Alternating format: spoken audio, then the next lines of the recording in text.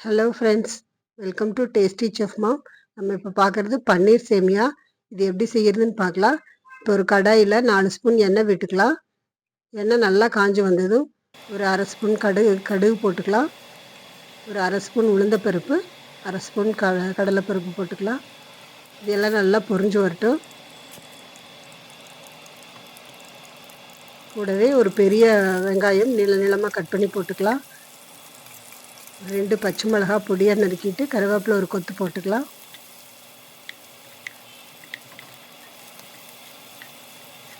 வெங்காயம் நல்லா வதங்கி வரட்டும்.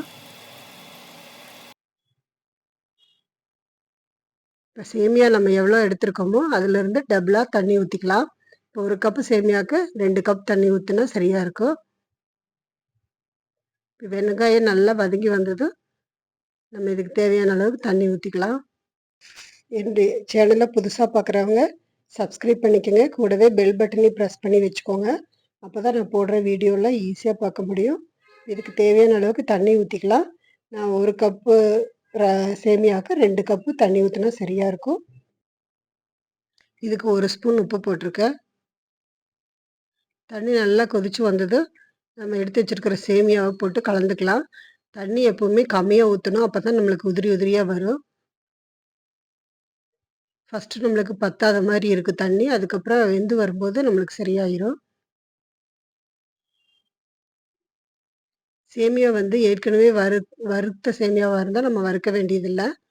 நம்ம வேறு சேமியா ஏதாவது வாங்குகிறோம் அப்படின்னா, வறுக்காத சேமியாவாக இருந்தாலும் நம்ம ஒரு தடவை வறுத்துக்கிறது நல்லாயிருக்கும். இப்போ வறுத்த சேமியாங்கிறதுனால நான் அப்படியே போட்டுட்டேன். இது நல்லா கிளறி விட்டு ஒரு கொஞ்ச நேரம் மூடி வச்சிடலாம்.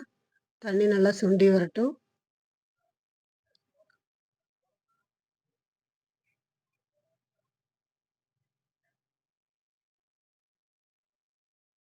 நல்லா வெந்துருச்சு.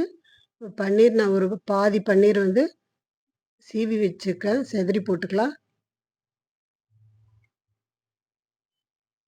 ஒரு சிலர் தேங்காய் போடுவாங்க, ஒரு சிலர் முட்டை கூட போடுவாங்க. பன்னீர் போட்டிருக்கேன். பன்னீர் ரொம்ப கொஞ்சம் வித்தியாசமாகவும் அதே சமயத்தில் ரொம்ப ஹெல்த்தியாகவும் இருக்கும்.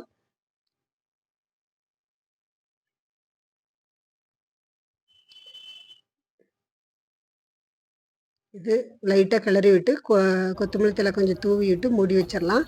ஆறும்போது கொஞ்சம் நல்லா உதிரி உதிரியாக வந்துடும். சேமியா ஆறிடுச்சுன்னா நம்மளுக்கு நல்லாயிருக்கும். அது வரைக்கும் கொஞ்சம் குலைவாக தெரிகிற மாதிரி இருக்கும். நீங்களும் இதே மாதிரி செஞ்சு பாருங்கள்.